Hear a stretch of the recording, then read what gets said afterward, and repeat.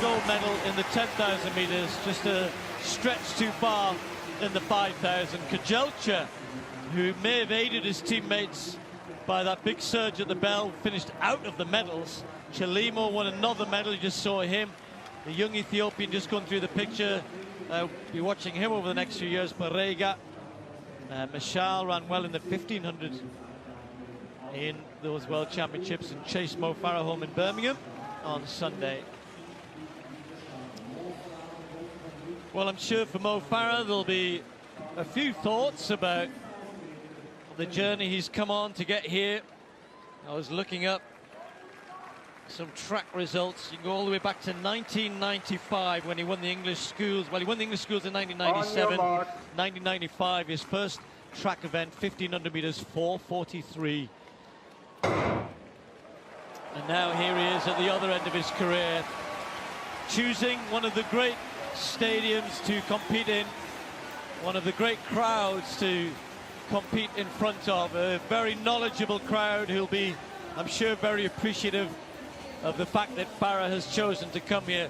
And it's a little unusual because Mo Farah, since he's been winning at the global level, every year after the major championships since Daegu, he hasn't done this. He's run in the UK, he's run in Birmingham, but he's never come back onto the Diamond League circuit.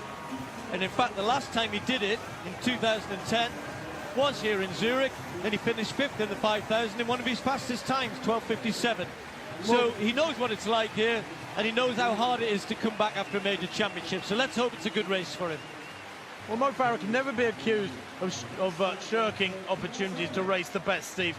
Yes, one or two of his races, even in the UK, with that first lap going through in about 60 seconds, one or two of his UK races look a little soft, but the home crowds always go home happy. But Mo in Eugene at the end of May this summer met an incredibly strong 5,000 field. He dealt with them. Then in London, when it came to the World Championships in that 10,000, he dealt with everything the Africans could throw at him, despite the teamwork. He said it was the toughest 10,000 he's ever run. And I don't think Mo's received enough credit for that 10,000 metres victory, being only 12 seconds off the world record, being incredibly fast in a major championship race, one of the greatest ever 10,000 metre finals at championship level.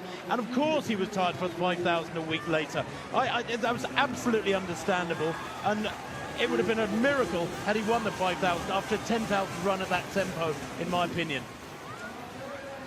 I still think it irks with him that he didn't win. He knows what happened, and he said it was when the big change of pace came, fatigue meant he couldn't quite go with it. Once he got up to speed, he was competitive, but by then Edris was away. And of course, young Barega, who's in the race here, and Kajelcha, all three of them made a move at the same time, and he wasn't just fighting to beat one on the last lap. He had three very good Ethiopians to beat. And of course, over the years, everyone's tried to work out how do you beat Mo Farah, and in the end, as Tim was alluding to, I think it was fatigue that actually was the main contributor to his defeat. That's not to take anything away from Edris, who's just moved ahead of Mo. Mo just kept keeping an eye on him. And about 9th place at the moment. They went through 2,000 metres in 5:13 at the front. Farah was about 5:15, so just outside 13-minute pace. But they've got to keep that going. And you can see that quite a few of these athletes have said, well, I don't mind if it is Mo Farah's last race, but I want a good time here. Ahmed is well up there, the Canadian. Chelimo is right up there. Kajelcha, Ben True of the USA, you can see in the blue. Actually, going back to that race, Tim, in 2010, and I was curious to see who won it that day when Mo Farah ran 12:57, his first time under 13 minutes. It was won by Tariku Bakili, and Chris Zielinski of the USA finished ahead of Farah. So it's amazing what's happened to Farah in the ensuing years. Those 10 global titles, and he hasn't run quicker than 12:57 too many times since then. But tonight, that sort of pace is where they're operating, assuming they'll pick up over the last 1,000 metres or so. And you can see Farah just moved up a little bit past Ben True. You see, I think Mo, Steve, earlier in the summer was in virtually world record pace for shape for 10,000 metres. He won at Ostrava in 27:12. He was very disappointed with the time, but because he'd said he was going for the world record. But it was sweltering hot in Ostrava that day. And that form came out in London, frankly. I think that the strength and endurance he showed in London was quite supreme, and I hope that he's recovered enough now to show that he's in great shape for a 5,000 as well. I suspect he's in personal best shape for 5,000, even though he's tired. And his personal best at 12:53, by world standards, the very best, doesn't reflect his ability. He's capable of going quite a few seconds quicker than that when you think the world record is 12:37. So through 3,000 metres, 7:53 for Farah. The lead now is Ahmed. Now he's pushing on, which is good for the race, because normally when the pacemaker drops at 3K, the danger is so many times we've seen the 4th kilometre go slow, and then we end up with a 13:5, 13:10 race rather than a 13-minute. They're still within striking distance of 13 minutes. That will be less important to Mo Farah than the fact that he is within striking distance of Edris. And he has a different race to run here, Mo Farah. He's got Edris in front of him, he's got Kajelcha in front of him, Barrega, the youngster, who impressed so much at the championships. There he is on Farah's shoulder. And I'll bet you one thing tonight, Tim, he doesn't let them get the jump on him at 400 metres this time. He's going to be paying attention. He's going to be fresher as the pace continues to drop here. And look at that. They're all suddenly bunching up, and this is starting to play inevitably into Mo's hands. Well, you could argue, couldn't you, that Mo Farah, when he entered that 5,000 metres final in London a couple of weeks back, wasn't on a level playing field. He was running on very tired legs. All these 5,000 metre specialists, despite the fact they'd had a qualifying heat, came into that final relatively fresh, and they really made him work for it, didn't they? That silver medal that he took. But Mo tonight, well, he's fresh. We know he's got this astonishingly astute ability to get things right in races tactically. And again, Mo has outwitted the African. Have they got the better of him, Steve, tactically? I'm not sure they have, really, when you think that, you know, you don't want to big up too much the fact he was tired in London, but he was fatigued.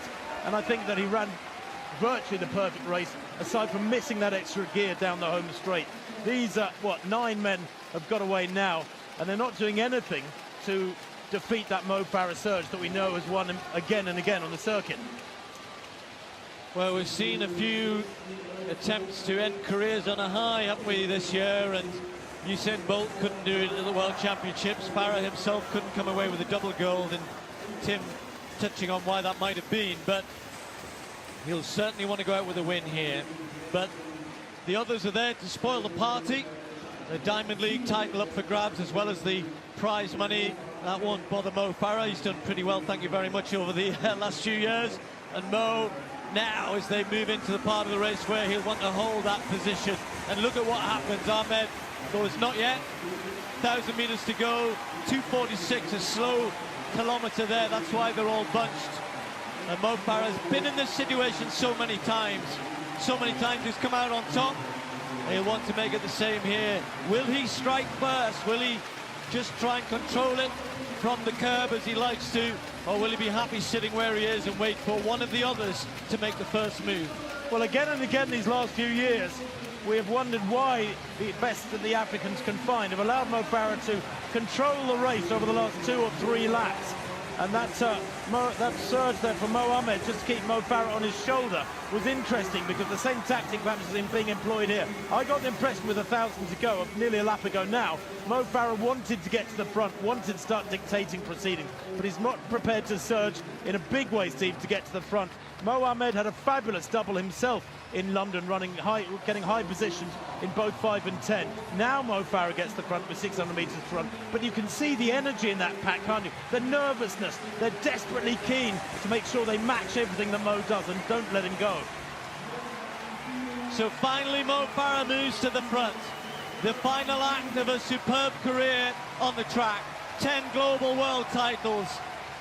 Most of the time he's not won by very far. The smallest of margins won by big sprint finishes, and he's going to attempt to do the same here in the Diamond League final as they approach the bell where he wants to be. Farah in front, Kajelcha on his shoulder, the tall Ethiopian with the diminutive figure of the world champion behind him, Edris.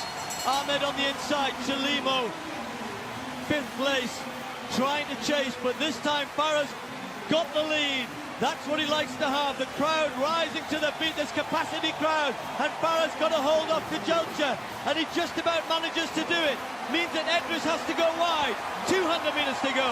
And now it's the current world champion at 5,000 metres against the 10,000 metre world champion, and all of the other global gold medals that he has being laid out here for the others to try and take away a last bit of glory. But Mo Farah striking for home. He's going to have to keep this going right to the line. It's going to be tight again. Can Farah get there? Yes, he does. They throw themselves at his feet, figuratively and literally. Mo Farah gets to the line first. The cheer goes up. What a way to end. Maybe his closest victory of all of his great victories. The Diamond League title will mean nothing near as much as all of the gold medals at the Olympics and the Worlds. Barshim celebrating with him. Edris throwing himself at the line. It wasn't to be for him tonight. Goodness me, that was close. And sometimes if you want to go out, make it dramatic, make it look good. Not coming down the home straight waving to everybody, fighting tooth and nail. That's what I love about Mo Farah. He's competitive to the end. He never gives up. He doesn't want to get beat. Most of his career, he didn't know how to get beat. And he's bounced back after that rare defeat at the World Championships with a win tonight. But it was so close. Well, Steve, the fact that they all turned up to race him is what makes that a symbolic victory for Mo Farah in particular. He's running on fresh legs, they're running on fresh legs. This is where there's an even playing field, so to speak. And Mo Farah literally having to dive at the line there as the others hit the track. It was the perfect end to a track career from this great champion. And this was the decisive moment, wasn't it? Mo going a little bit quicker, using a gear here that I think he'd prefer to have held in reserve. Kajelcha there being cut up a little bit by Edris. And down the home straight, Edris, I believe, with 100 to go, thought he could get past Mo Farah. 52.61, the final circuit there for Mo Farah. Look at the features of the Briton to the right of picture. They're coming at him, can't get there. Chelimo, Edris, the tall figure of Kajelcha. And Farah just holds his form as Chelimo can't find daylight between the pair of them. Desperately tight at the line there, but it is a win for Mo Farah to close his career, and I'm so happy for him because he's met the challenge again and again, Steve, so impressively. The gloves came off from all of them tonight, and that was a fair and square victory for the Briton. What a race.